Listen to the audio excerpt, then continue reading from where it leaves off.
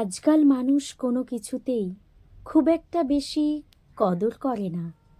কাউকে অসম আঘাতের পর মনে মনে কষ্ট পায় না, ছেড়ে আসার সময় আর পেছন ফিরে তাকায় না।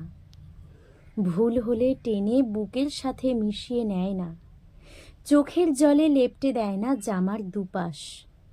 কারো অপেক্ষায় বিমর্ষ হয়ে শুকনো শিউলি ফুল জমিয়ে রাখে না পুরনো বইয়ের ভাঁজে।